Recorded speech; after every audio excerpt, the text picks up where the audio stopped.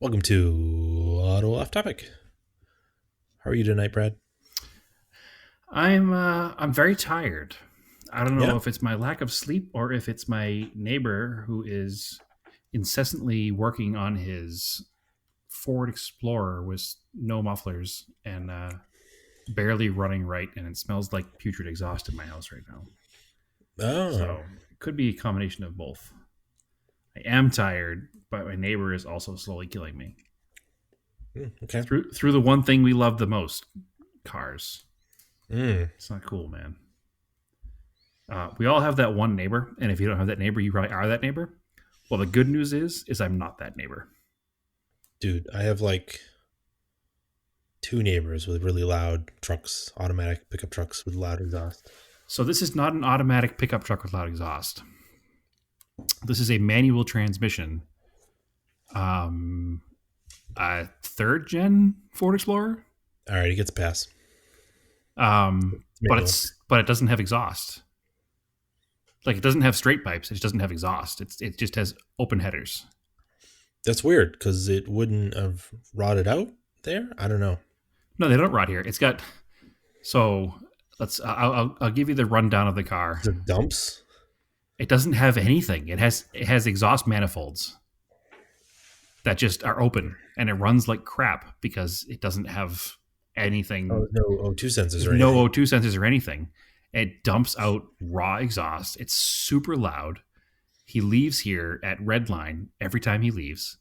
So it's a so I want to say it's like I think it's a third gen. I think they were. So it's like a 2000 or like a 99, 2004, like somewhere in that range. So it's kind of rounded but not.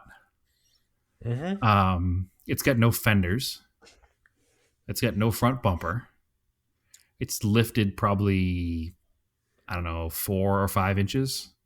Yeah, it sounds like a Phoenix truck. It has like 30, I guess probably 33s, I guess, based on looking at them. The offset is obviously wrong because, that's what you do out here. Um, it has and I'm not going to get political here, it has a giant Trump flag on the back, but it's not a typical just like Trump flag. It's like a portrait of Trump holding a machine gun. So it's obnoxious no matter who it's supporting.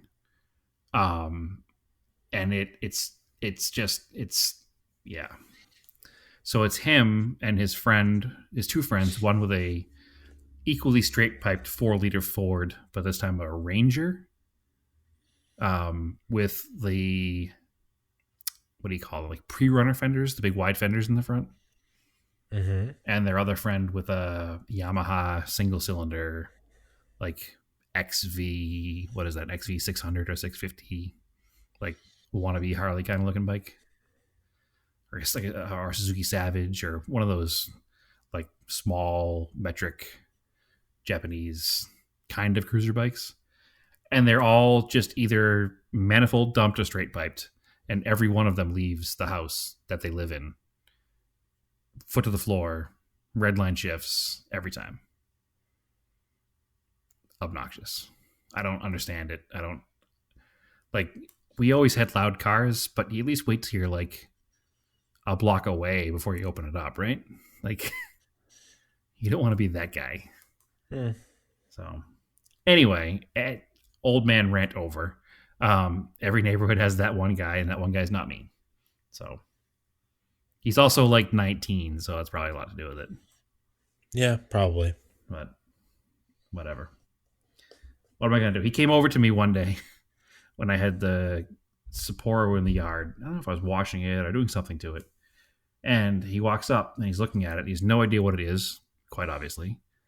Um, and he looks at it and he goes, "Huh? Why didn't you get one with a manual?" And I was just like, "Are you?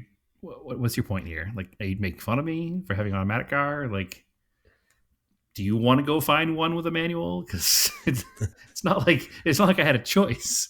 And I was like, "Well, man, when you're into like vintage cars, you buy what you can find. Like, you buy the best one you can find. You don't search for the manual one. Like, if I want to swap it, maybe eventually I will. But How about my other 10 cars that are manuals? yeah, like everything I own is manual except for this. This is not a performance car. This is just my round town touring car." or cross country touring car as it was for a while. But anyway, it's a weird thing. It's probably because that I'm now old and he is still young and I don't understand it, but whatever. It's loud. It came home on a tow truck like 3 days ago and it hasn't run, so it's been nice. But he just got it started. He just got it started about, I don't know, 2 hours ago. And he's been revving the snot out of it as it bumbles and burbles and spits exhaust out. So anyway, so yeah, I'm tired. I don't know if that's Yeah. it or what, but it's probably not helping. Mm-mm. Also, I'm drinking a hard seltzer, which is also probably not helping. But I have a Scotch whiskey tonight because that's just what I have in the cabinet. And well, that it's would definitely put me to sleep. the bottle's been hanging around for a while, so I was like, I might as well finish it. It's almost empty. Actually, it's the bottle. It's the 7-year-old stuff that I bought right before my wedding that we all had like Oh yeah, before. that's a long time ago. So yeah, it's just a little bit left. So I was like, I might as well finish it. Well, I don't have a 17-year-old anything. I have a Bud Light seltzer, which is the official drink of 17-year-olds. Yeah. So I'm kind of in the same vein, right? Actually, you laugh because I would never buy a Bud Light or a Budweiser product ever in the past, as you are well aware. Oh yeah. This whole seltzer thing kind of came out of nowhere, and it was what was it? White Claw was the first one that came out, Yeah. and it's There's gross. some better ones though. There's some way better ones. Yeah, White Claw's gross. So we've tried a couple of different ones, and there's some really good ones. And the most consistent and cheap one to buy is the Bud Light seltzer. And I'm telling you, Andrew, it's real good. I meant to look for it, or I tried to in the summer. They didn't have it at my local place down the street. They've been having it's like the Boston Beverage Company or something, which is owned by Sam Adams, and Yeah, they had they partnered do. with They do a lot of their smaller sodas, like the cane sodas and stuff too, don't they? yeah, and they had partnered with Polar to do a hard seltzer, Hmm. and those were okay. But the problem with the hard seltzers, they can kind of get into a point where they taste like grain alcohol, Yeah.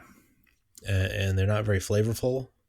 So it's a fine line, and honestly, some of the best results I've had is to just buy a decent bottle of vodka and just mix it with seltzer and ice. Oh yeah, absolutely. But if you want a canned seltzer, Yeah. the Bud Light seltzer and subsequently the Coors Light seltzer, because I'm pretty sure it's the same fluid, just in a different can. The flavors are really good. It's the closest I've had to.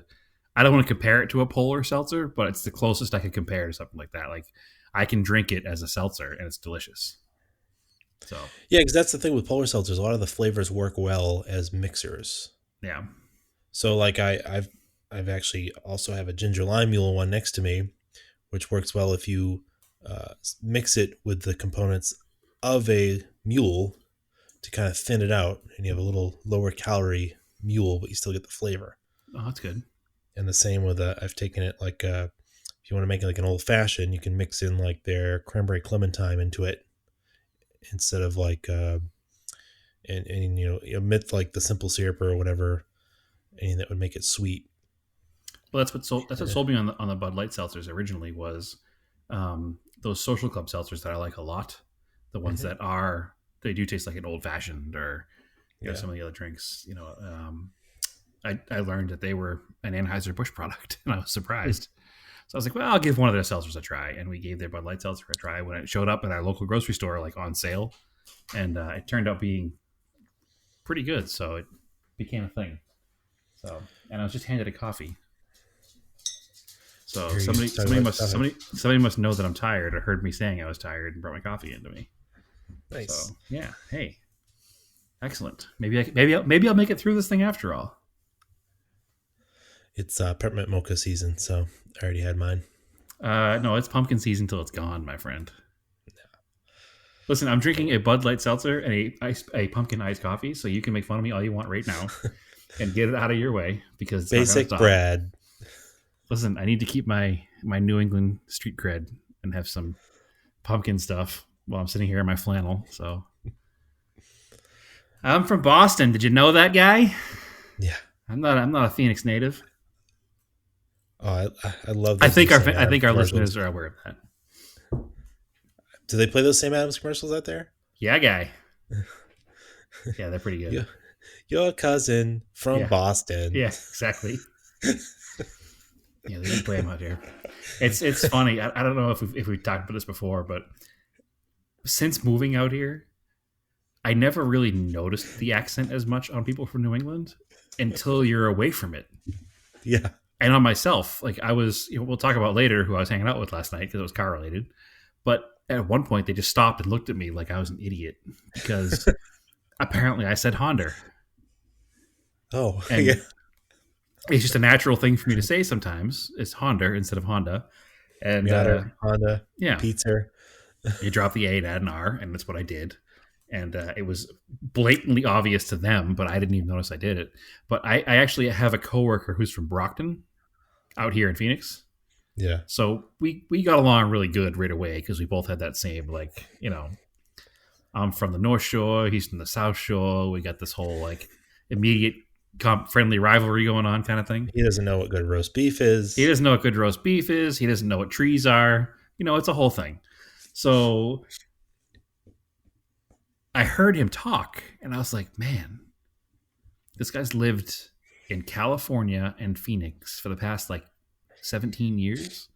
And I still knew immediately that he was one of us. Like the second he introduced himself. So it's definitely more noticeable when you're away from it. I'll never forget one of the first times. Not one of the first times I went home after being here. One of the first times I went home after being here for a while. Like when I was not going home every other month. I was here for a solid 6 or 7 months, and I went back to Boston. And I remember landing in the airport, and I'm standing there, and I heard the person working at the Donkeys, obviously, call out to somebody that their coffee was ready. And it was like, large black, got a large black for Larry. And it was so grating that I wanted to fly back to Phoenix and run away. I was like, man, these accents in the movies aren't overdone like I always thought they were. That's what it No. sounds like to somebody who's not from here. Like, they get it right. I don't know. It's weird. I don't, and I like to think that you and I don't have a strong accent. We're not from the city. We're not from Southie. We're from Salem. But we do have certain triggers and certain words that come out in that Boston accent, and it's funny. Anyway, we're 12 minutes into this. We've covered booze and accents. You want to get into cars?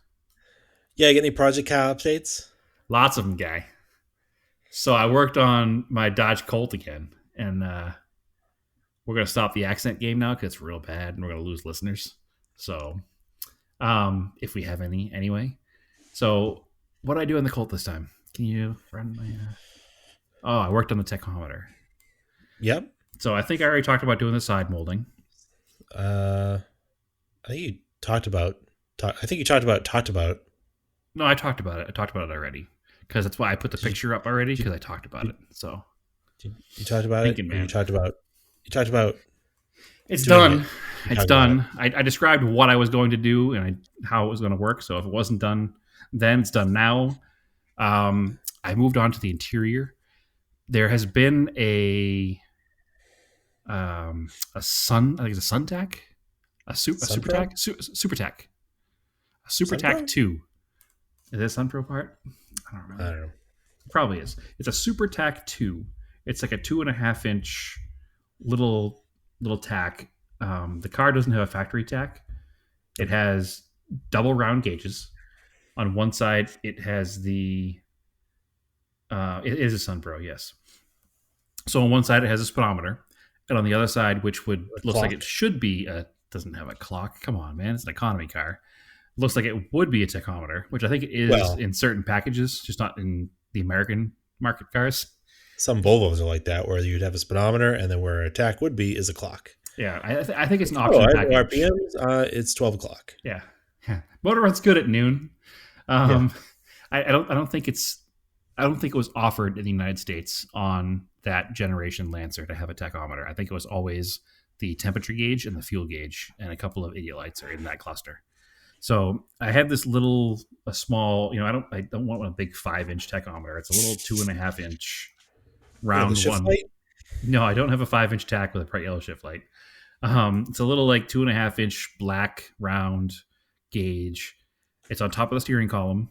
It's mounted in the old school way, which is zip ties, which I've since learned is an acceptable way to mount a tack.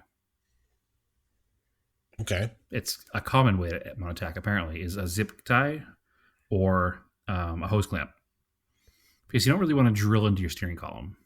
No, no, that's fine. So I'll I allow put it. yeah, I used a black zip tie and I turned it so that the tabs in the bottom and I cut it short, so you wouldn't even know it's a zip tie if you didn't look at it. But I think it's probably the proper way to mount it. If I found the right black colored clamp, I might use it too. But for now, it's a zip tie. But anyways, but on the steering column for, I don't know how long I owned the car now, 5 years. Yeah, I guess. So it came on the I've car. been there a while. Actually, it was in the glove box when I got the car. Oh, really? I Yeah. didn't even know that's where it came from. Yeah. So I put it on the steering column 5 years ago with the intention of wiring it in, but I'm If I one of put this here, maybe I'll work on it. yeah, right. But I'm one of these guys that, I have the parts in the car that look like they do something but don't actually do anything. So I never wired it in. It was one of those things that, in my previous life, whenever I had time to work on the car, it was never a priority because there were other things going on. Like Mhm. I had to do something mechanical or had to do something else, and it just never became a priority. So I finally been catching up on all the little projects, and I said, well, I'm going to do a wireless tack in. I'd never wired a tack in before, but how hard can it be, right? Uh, I actually never done it. the answer is not hard. The hardest part was, again, I'm still building up my tool collection out here, and the only electrical tools I had some connectors, and I had some heat shrink. Um, I had a very simple wire stripping clamping tool, grippers, but I didn't have I didn't have like a test light or a functioning voltmeter.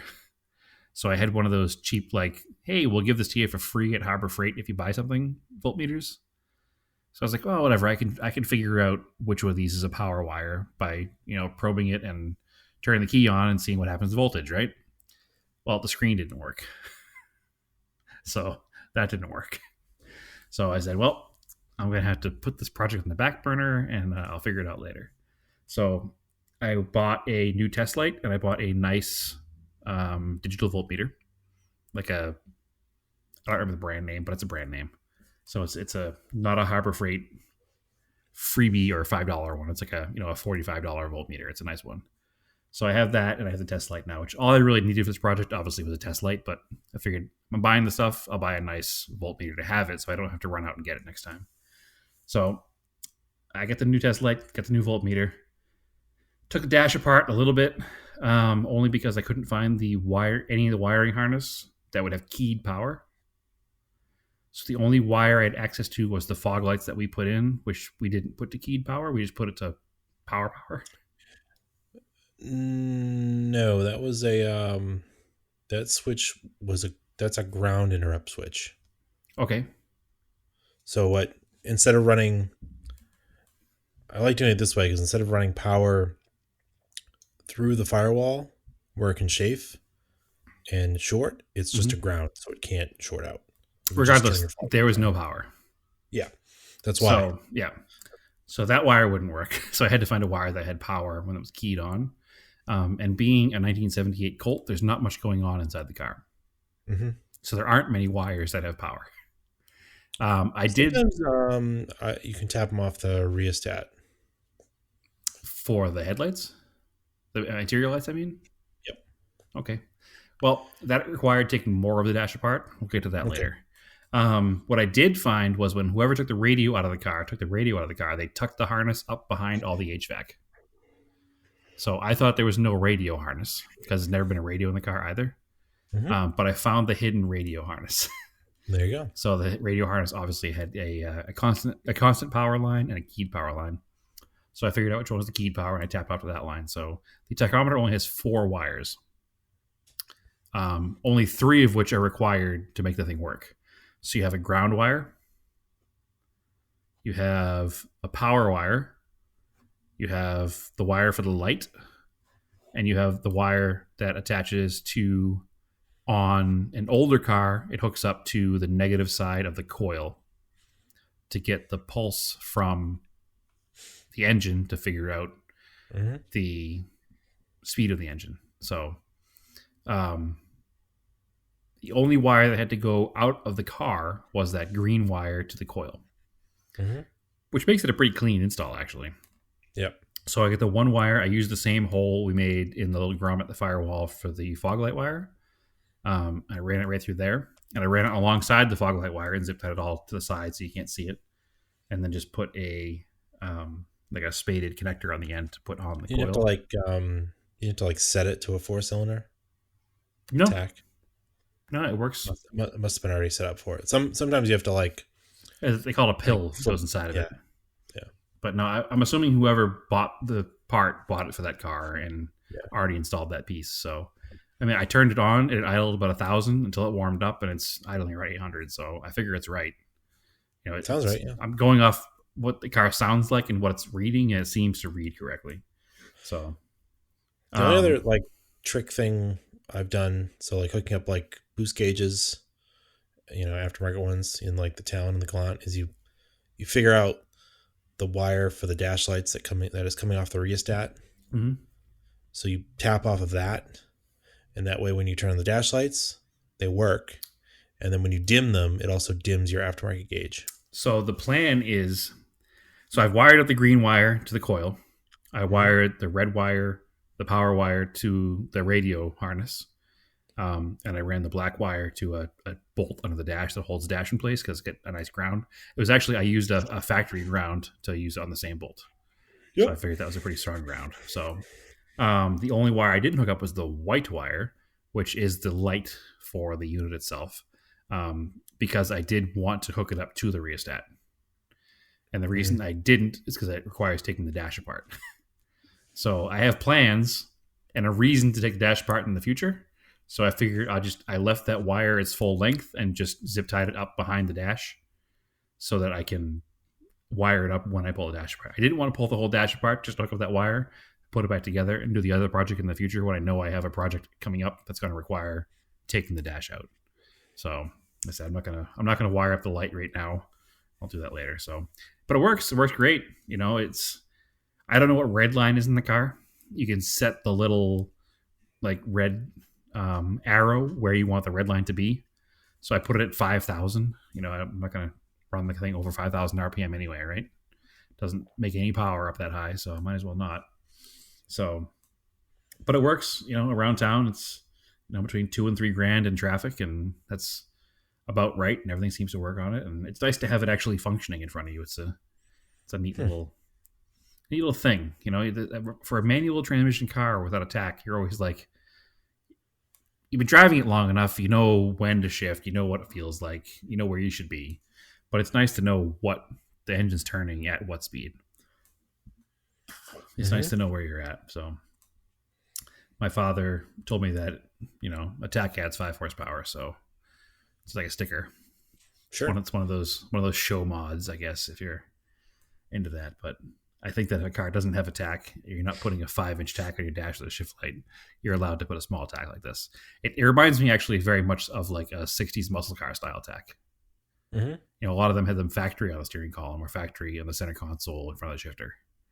So I kind of have an homage to like, I'm building this car to be a very period correct car. You know, this car came out in the early 70s in other overseas.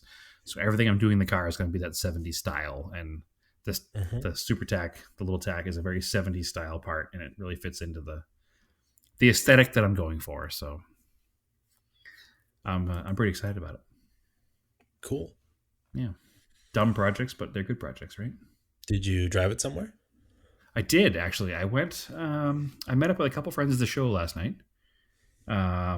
Adventure Driven Design, Josh, and Gearhead Project, Brian. Mm-hmm. We were working on Brian's Montero, which is affectionately known as Fezzik. Yeah, which is I think is a 98. So it's a 1 year before same yours. Yeah, but same body.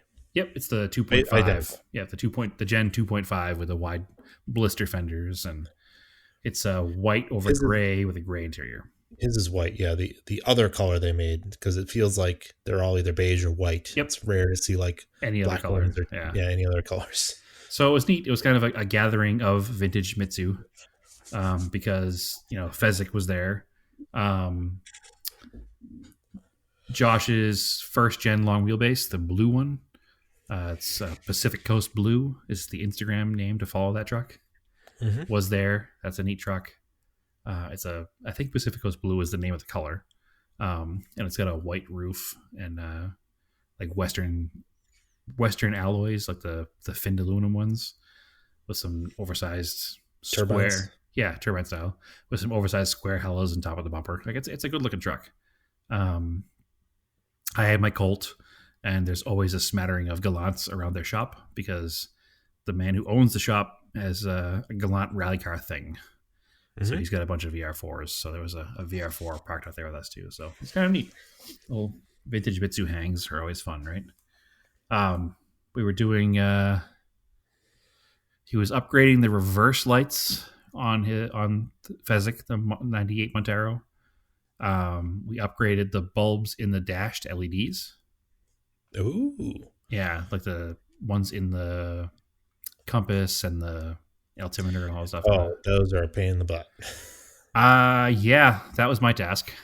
So I had to do that when I bought those junkyard ones. Mm-hmm. I put the whole thing together, and the compass worked, but the bulbs were burned out, so I had to take it all apart again. Yeah. So if you ever swap them out, just change the bulbs when you have it out, because it's a pain to take it apart. It's a pain to change the bulbs too, because we had these like cheap Chinese LEDs. Yeah. And so the way it works is it's you put the bulb in the hole and then you turn it 90 degrees and it locks in place. Yeah. The first problem arose when the bulb was too big to fit in the hole. Yeah. And it wasn't the bulb that was too, but it wasn't the base of the bulb. It was the actual like printed circuit board the LED is on was bigger than the base that it went into. So I did the old model car trick where I took a number 11 hobby blade and just spun it back and forth inside the hole in the circuit board to open it up just enough to get the thing through. Once that was done, we get the thing in the hole and seated, and you can't turn it 90 degrees because the thickness of the circuit board was too much for the little lock tabs and the bulbs. I know I want to do some LEDs in mine, but I don't want to. It seems annoying to do all the LEDs, but I can tell you how annoying it is. Do them over so that I'd love to do them over so it's orange instead of the weird white green. That's what we did. We used like a red LED. Yeah, because so it looks really cool. The early trucks had orange, and then the later ones had the silly greenish look. The orange looks way cooler. Anyway, it looks really good. But the managed to get it in, what I had to do is I had to shave with that same number 11 blade a little bit off of the mounting tab on the LED itself. Mm-hmm. And actually, I had to take apart the gauge itself.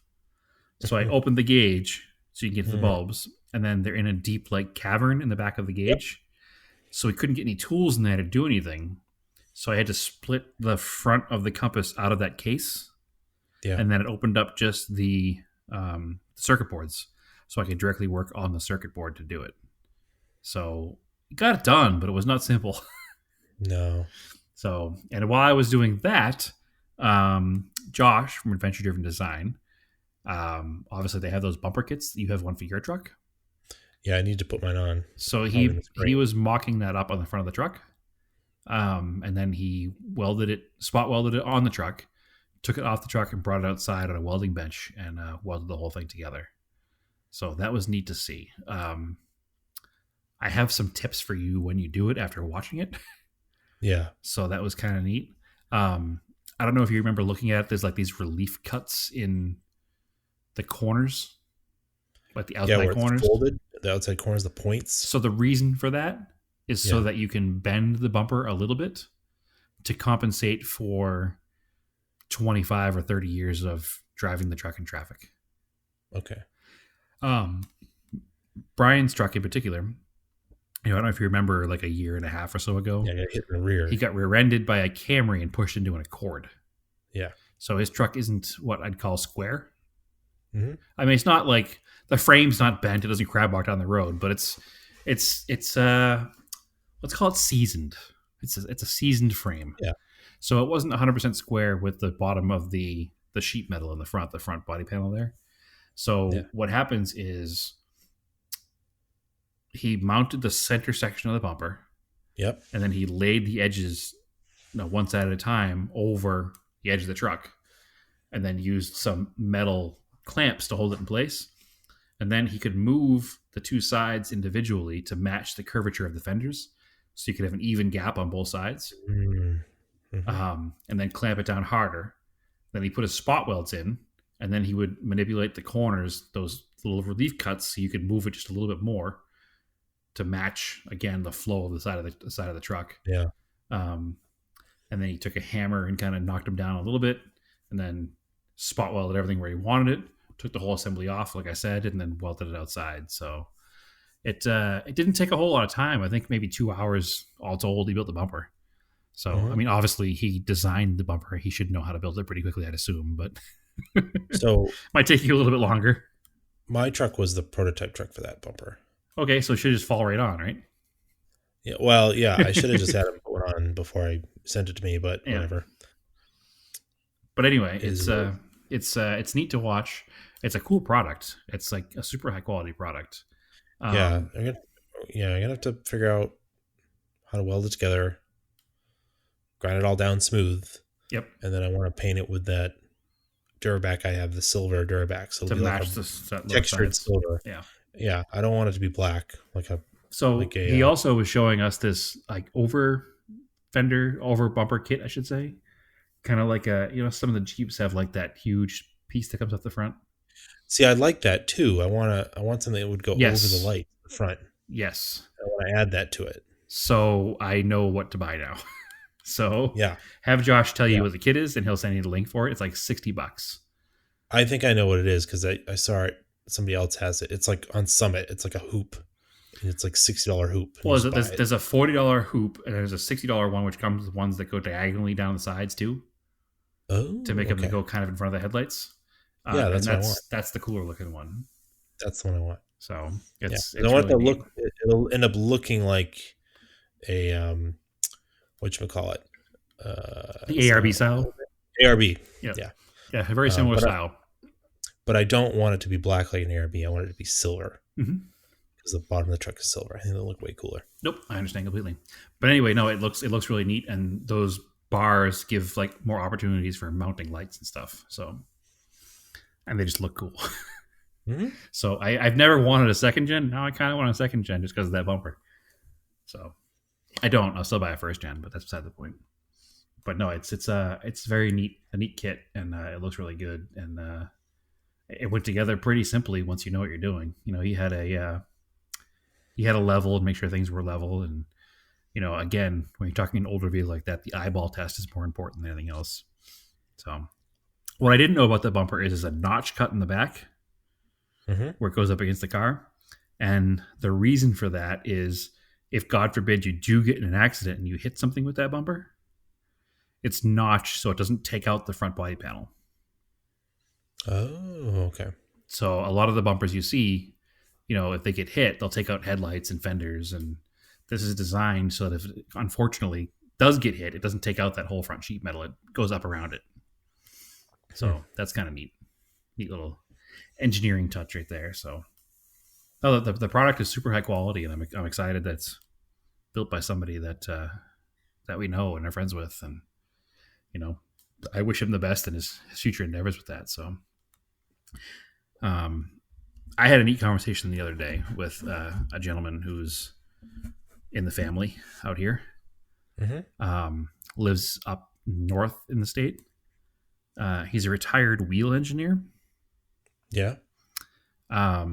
It's so Naomi's son's fiance's grandfather. Okay. He owned his own wheel companies. And he designed Like wagon wheels in the Wild West? Like, he made the wagon wheel. okay. Oh, He made the wagon wheel. Yeah, like I was being funny, like a wooden wagon wheel. so 'cause you're in no. the Wild West. His company was the one that provided the centers for all the manufacturers. The company Oh. that he owned, he designed that wheel that you see on everything. Hmm. Super cool. So he used to make them for all the trailer manufacturers, the off-road manufacturers.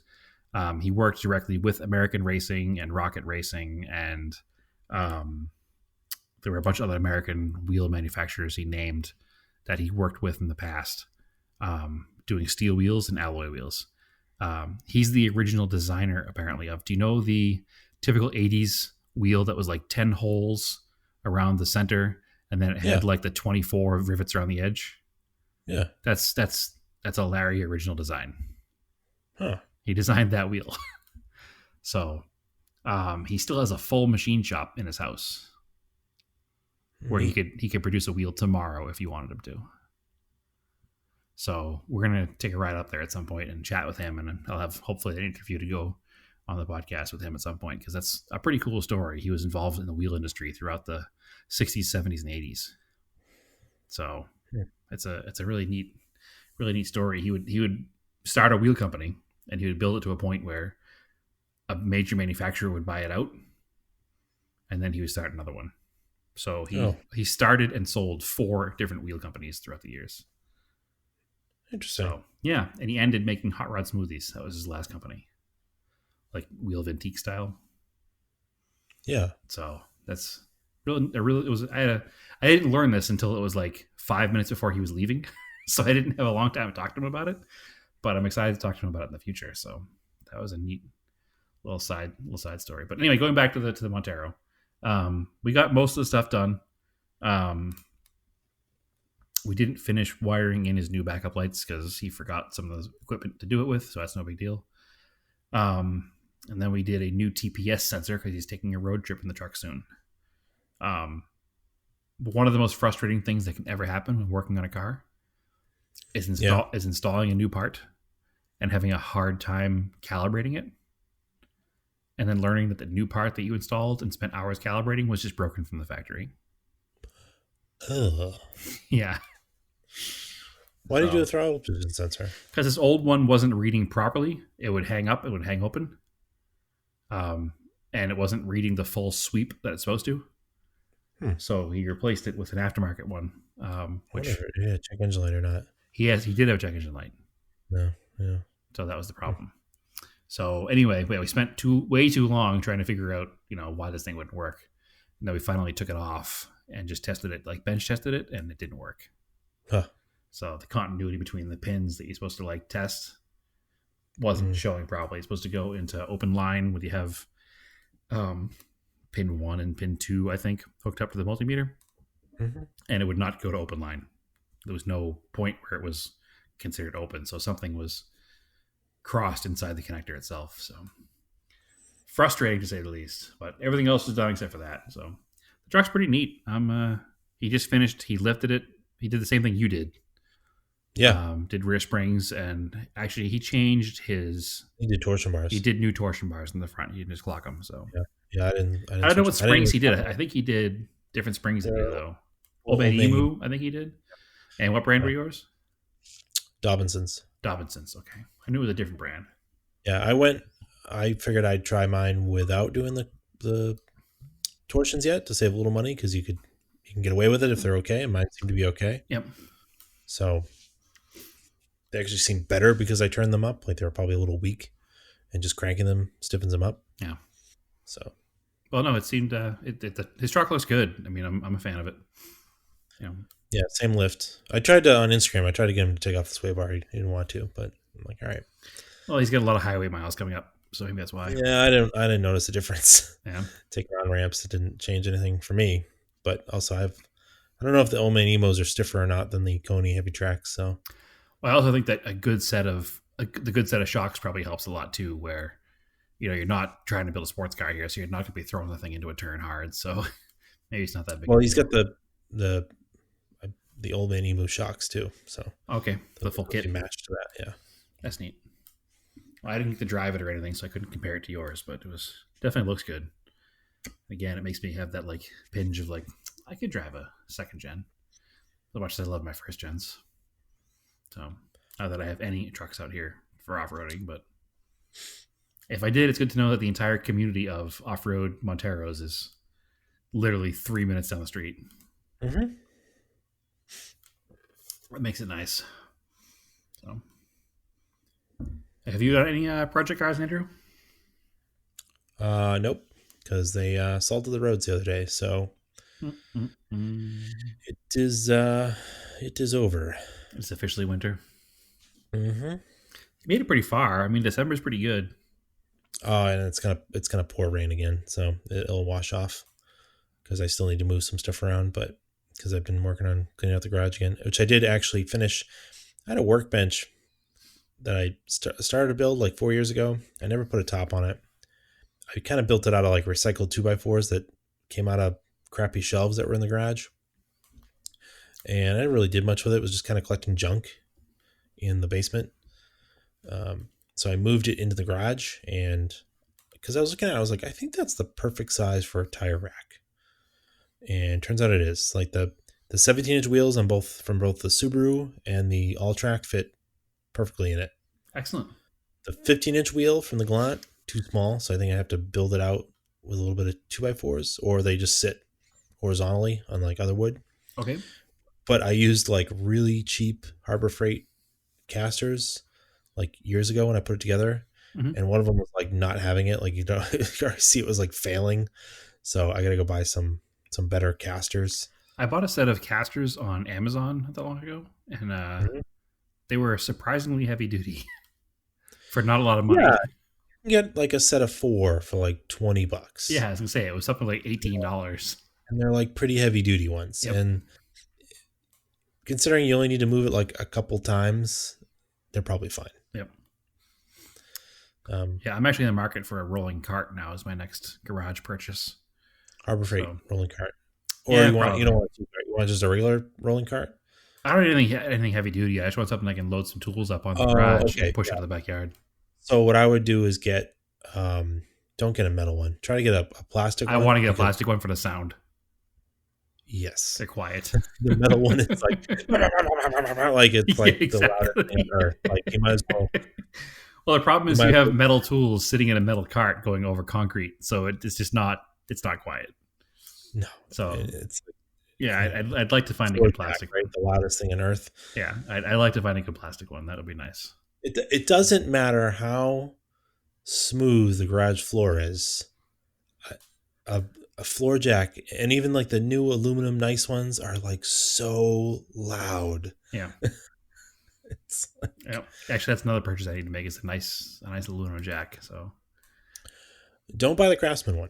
no, I've Even had if- 2 of those, and they both are garbage. Yeah, I don't even know if they still make them anymore. Yeah. But don't bother with it. No, I'm just gonna buy the one from Harbor Freight. That's got pretty decent reviews. Yeah, It's like $200, but it works well. So whatever. Anyway, there's a lot of garage news coming up in my future, so stay tuned for that. But not yet. Just working with my little 2-car right now. I said one of the best things I got for the floor jack was just the hockey pucks with the slots got in them. Yep. Really saves the pinch welds. It's assuming my cars have pinch welds. Yeah, even if they don't, you can flip it to the other side. Yeah. Or I have one that's like kind of beat up, so it's a little bit wider, and it fits around the beat up pinch weld, so they don't get worse. Actually, that's one of the next projects on the blue Colt is to fix the pinch weld in the driver's side. Because somebody at some point jacked it up on the pinch weld in the wrong way and it bent. Or the car is just low and it got caught on something at some point. I'm not sure exactly how it happened. So I need to bang that piece back down straight. So because you can see it from the side of the car, and it bothers me because it looks like a bend in the bottom of the car. Just how it's designed, but we'll get there. One step at a time. Like I said, the tack was a long time coming, and I'm trying to like get at least out in the yard, once or twice a week to do something small to the car. So small improvements make a big difference in the end. Not bad. Yep. Anyway, let's see. No more project car updates. Small car news. We had a whole conversation, almost a whole episode, talking about the Ford Bronco. Yeah. It's not coming out for a while now. Really? Yeah. So it's supposed to come out in spring. Right. and now they're saying end of the year. Manufacturing delays, COVID. COVID. Yep. I guess the problem was the roof materials because Hmm. they're soft tops or they're like removable hard tops. The companies that supply the roof materials are the ones causing the delay. Hmm. So I guess Ford obviously sounds like they're not building that part in house. Must be being outsourced somewhere, or even the materials. I'm not sure. But sounds like we're not going to see the Bronco for a while. They got us all excited to see it in the roads, and they gave us the Bronco Sport, which is out, which nobody wanted. But now it's we got a delay waiting for the actual Bronco to come out. So, have you seen a Bronco Sport yet? No, Yeah, they're out. I probably wouldn't notice it because it kind of looks like a Ford Escape, doesn't it? No, it's more square. It looks like a smaller version of the new Land Rover. Obviously, it's not comparable at all to the Land Rover in anything but the basic shape. But it has that like very squared off look. It's a decent looking little truck. I saw a Ford one the other day. It's funny. Our local dealer here made the news the other day, or the automotive news, I should say, because so Peoria Ford um, marked up the new Bronco Sports as like an automatic dealer markup. So the Bronco Sport listed for like $26,000. Yeah, fair enough. Do you want to know what the one on the dealer lot there was? No, it's a scummy dealer. Let's put it this 48. way: a new GT 350 is marked to $326,000. Let's do all right. So 55,000. 122. What for a Bronco Sport? Yeah, I think somebody there got their messages mixed and they thought it was the new Bronco. Um, Apparently, they have since changed that policy and put it back down to list price because nobody wanted them. So Yeah, yeah, they just gonna sit on him. yeah, yeah. That was my theory. Like, oh, they don't want to sell this; they want to keep the first one delivered to them. Maybe that's their thought. But yeah, no, they have like a GT, maybe GT 500. That's the big one, right? They have a GT 500 that's like 320 grand on their lot down there. So yeah, big negative press for Peoria Ford in Arizona. But yes, I'd like your $26,000 crossover plus 100 grand, please. Yeah. Yeah, not sure what that's about, but anyway. So yeah, the Ford Bronco will not come out until the end of the year now. So we will not see it adorned with all the Jeep What is the end of the accessories year? right away. And the next year. Ended next year. Yeah, ended next year. So we will Yeah, not see no one worries. parked amongst the Jeeps with all the ephemera all over it until early 2022. It sounds like probably. So, oh well. That means that vehicle will probably be the official vehicle of SEMA next year, right? Mm-hmm. If it comes out at the end of the year, all the SEMA builds will get theirs a couple months early, and provided we have a SEMA next year, Mm-hmm. that'll probably be the big vehicle there. So anyway, I get no other news today. I get no other car stuff. I get no other nothing. So I say we make that a podcast. Sounds like a wrap. Excellent. So as always, follow us on Off Topic Podcast. Oh, I do on have Facebook. exciting news. Oh, okay. Just to interrupt. Go ahead. Go ahead. Scale project cars or scale cars, because it's not really a project car, it's a diecast. The company, Listen, the the company, bit is called Scale Project Cars. scale project cars. The company that created a lot of the cars that we've been excited about lately, the INN064, Mm-hmm. has officially released, drumroll, a flat body Starion race car. Whoa. Yep. So they hit the market in Malaysia. I have one on order. I haven't gotten more than one yet. So far, they've released it in the factory-backed Mitsubishi Rally Art colors and the Australian touring car Ducalax paint systems, which is like a multicolored white base with a few other colors on top of it. So super excited about that. And I will have at least one of each in the collection because reasons. So I just hope they do all of the touring cars from back then, because there was a Perrier car, there's a BF Goodrich car, and there's a Earl's Fittings car. So it'd be neat to have the full gamut of flat body touring cars from the 80s. So and maybe they'll do a rally car version of it too. Who knows? I'm excited to see what comes out. But it's neat that these companies are doing new toolings of these 80s cars. So much excite. Anyway, now you can end, Andrew. Sorry. All right. As I was so rudely interrupted. Yes. As always, you can follow us on Auto Off Topic on Facebook. Sorry, Auto Off Topic podcast on Facebook. See, I lost my rhythm, Brad. Sorry. Auto Off Topic on Instagram. Auto Off Topic on Twitter. You can follow me on Instagram, Raced in Anger. And Brad, where can they find you? Oh, TSISS350 on Instagram. TSIS350. Actually, when you say it like that, it makes sense. All right. Keep cars analog and aim for the roses.